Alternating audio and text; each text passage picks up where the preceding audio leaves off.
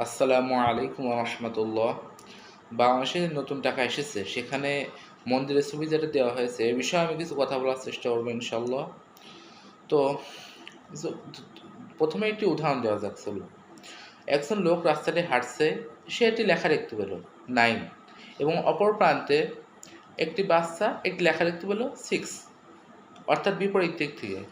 এখন ওই বয়স্ক লোক অর্থাৎ বড় লোকটি মনে করছে আমি সঠিক, কেন আমি বড়, সে 9 লেখাটি তার কাছে সঠিক বলে মনে হলো। ও অপর প্রান্তে ছোট্ট একটি বাচ্চা মনে করছে যে আমি তো পড়াশোনা করেছি, আমি 6 লেখা দেখতে পাচ্ছি, এটাই সঠিক। এখন বিষয় হলো যে যার যার স্থান থেকে শেষে সঠিক। এ তদ্রূপ মুসলিমদের কাছে ইসলাম ধর্ম যেমন সঠিক, ঠিক তেমনই হিন্দুদের কাছেও হিন্দু ধর্ম তেমন সঠিক। এখন বিষয় হলো রাষ্ট্রীয়ভাবে, সামাজিকভাবে, ধর্মীয় দিক থেকে, সকল দিক থেকেই বিবেচনা করলে আমাদেরকে অন্য ধর্মের প্রতি শ্রদ্ধাবোধ হতে হবে।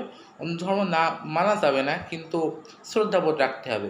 যদি উদাহরণ দেওয়া যায়, হিন্দু ধর্ম থেকে সামবেদ 2.5-এ পরোক্ষভাবে বলা হয়েছে সত্যিকারের ধার্মিক ব্যক্তি প্রত্যেক সব বিষয়ে মিষ্টভাষী ও অপরের প্রতি সহমর্মী। এছাড়াও কোরআন হাদিসে অনেকবার বলা হয়েছে যে আল্লাহ ছাড়া অন্য উপাস্যকে যারা ডাকে তাদেরকে তোমরা গালি দিও না।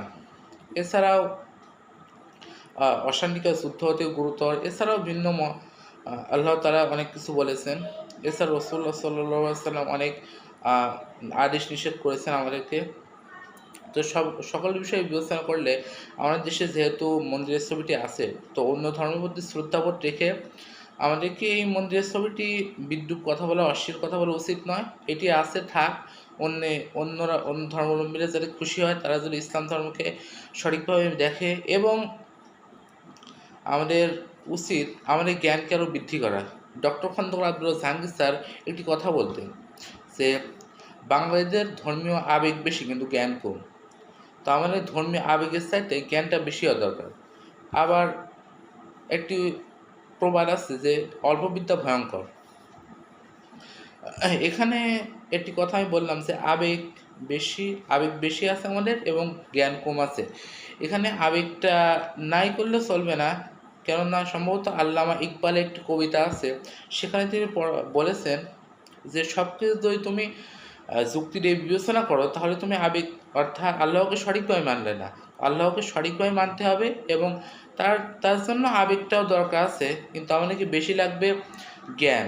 কেননা সম্ভবত আবুল আসওয়াদ রহমাল্লাহ বলছিলেন যে জ্ঞানের চেয়ে বেশি ইজ্জতে আর কিছু নেই। তো আমরা সঠিক কিছু বিবেচনা